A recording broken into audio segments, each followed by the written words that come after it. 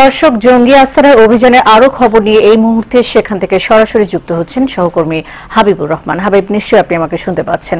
অভিযানের সবশেষ কি তথ্য আছে আপনার কাছে, আমাদের জানাবেন।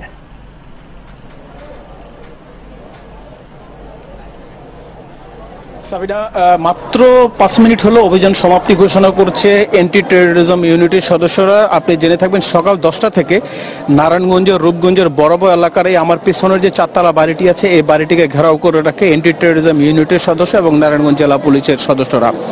অ্যান্টি টেরোরিজম ইউনিটের যিনি এসপি আসছেন অপারেশন সানোয়ার ইসলাম, উনি আমাদেরকে জানিয়েছেন যে গত কিছুদিন আগে তারা নরসিংদীতে একটা অভিযান পরিচালনা করেন, সেখান থেকে একজন নারী জঙ্গি সদস্যকে আটক করেন তারা, এবং তাদের কাছ থেকে প্রাপ্ত তথ্যের ভিত্তিতে নেত্রকোনা এবং কক্সবাজারে অপারেশন চালায় এবং সেখানে যাদেরকে গ্রেফতার করে তাদের মধ্য থেকে তথ্য বিশ্লেষণ করে তারা জানতে পারে যে ঢাকার আশেপাশে কোথাও জঙ্গি আস্তানা রয়েছে বলে তারা জানতে পেরেছে, এবং তারা গোয়েন্দা তৎপরতার ভিত্তিতে আজকে সকাল 10টা থেকে তারা এই বাড়িটি ঘেরাও করে রাখে।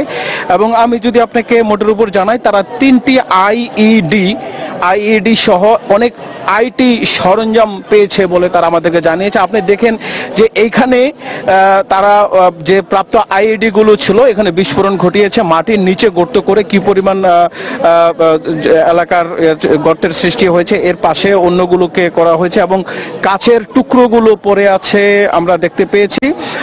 ওনারা আমাদেরকে জানিয়েছেন যে বাড়িটিতে ঘেরাও করে রেখেছিল এখানে 20টি কক্ষ আছে এবং 20টি কক্ষর মধ্যে কোন কক্ষে জঙ্গি লোকজন অবস্থান করছে আসলে সেটা ট্রেস করতে তাদের প্রায় ঘন্টা দুয়েক সময় লেগে যায়।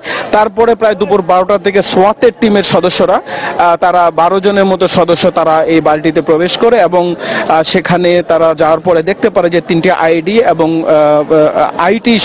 অনেক আইটি সরঞ্জাম রয়েছে। তারা আমাদেরকে জানিয়েছেন যে এখানে যারা ছিলেন তারা প্রশিক্ষক এবং আইইডি এবং তথ্য প্রযুক্তিতে দক্ষ জ্ঞান সম্পন্ন বলে তারা আমাদেরকে এমনটাই জানিয়েছেন। অ্যান্টি টেরোরিজম ইউনিটের যে কর্মকর্তা আছেন তিনি আমাদেরকে কিছুক্ষণ আগে মিডিয়া ব্রিফিংয়ে তিনি জানিয়েছেন এবং উনি আরও বলেছেন যে আসলে তারা একটা ব্যাপক ক্ষতি করার একটা তার চিন্তা ভাবনা ছিল, আসলে যাতে করে একটা তারা তাদের এই অভিযানের ফলে আসলে তাদের